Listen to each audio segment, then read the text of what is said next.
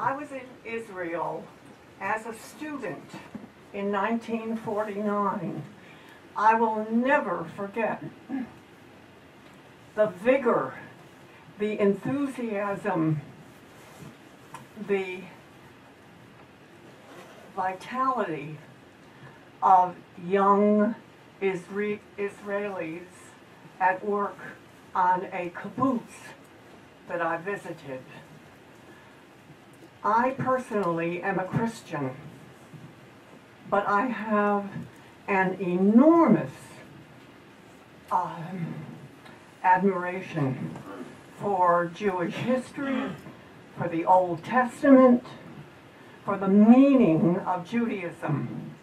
What makes you so certain that Israel must be defeated? I didn't say that, ma'am. What I said is the U.S. has no interest in whether Palestine or Israel survive. That's ultimately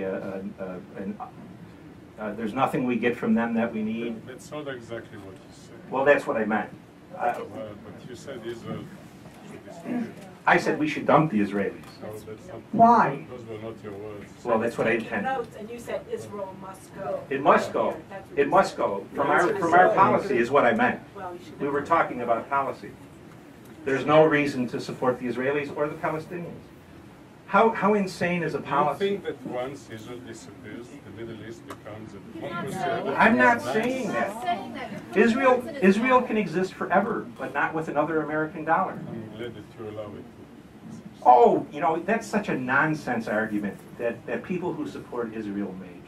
No country has a right to exist. The United States doesn't have a right to exist. Bolivia doesn't have a right to exist. Germany doesn't. A country exists if it gets along with its neighbors, if it has a cohesive society, and if it has an economy that's viable. That's why a country exists. If a country should exist, we should all be rallying to Mubarak. We should be trying to restore the Soviet Union or the Latin Kingdom of Jerusalem. I've spent my whole life listening to that idiot argument and people saying that it comes from God or something. The idea that an American soldier or American dollar is spent on a country who says it belongs to the land because God gave it a deed 3,000 years ago, if that's what that country believes in, I think that's fine. But I don't want to support that kind of nonsense. Okay, I think we got to stop there.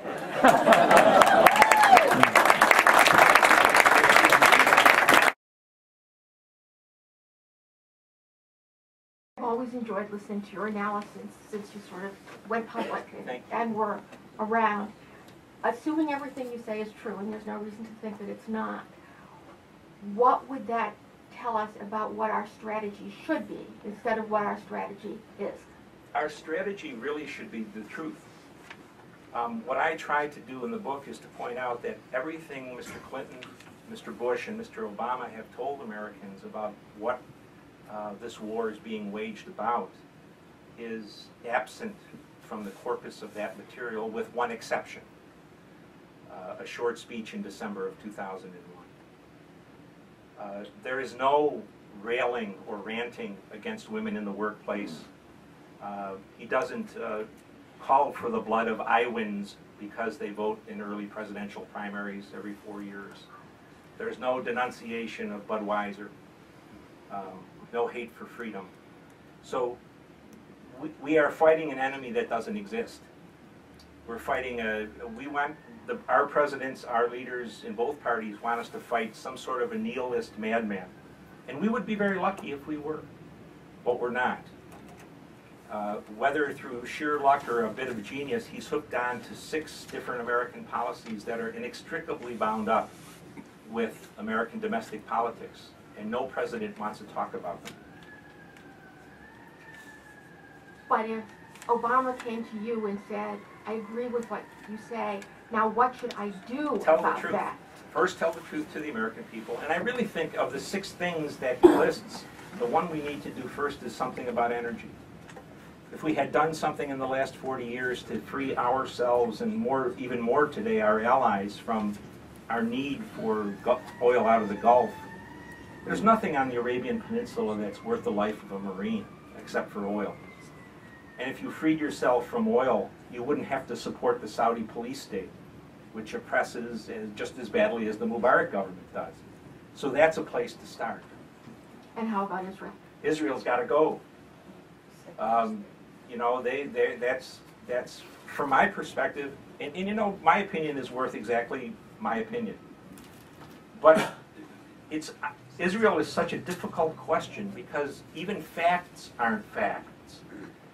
Israel, beyond a doubt, our relationship with the Israelis is a disaster for U.S. interests and policies in the Muslim world. Now, that's a fact. Whether you want to continue support for Israel or not is the discussion that needs to be made and decided not by me, but by Americans generally. But we never get that chance.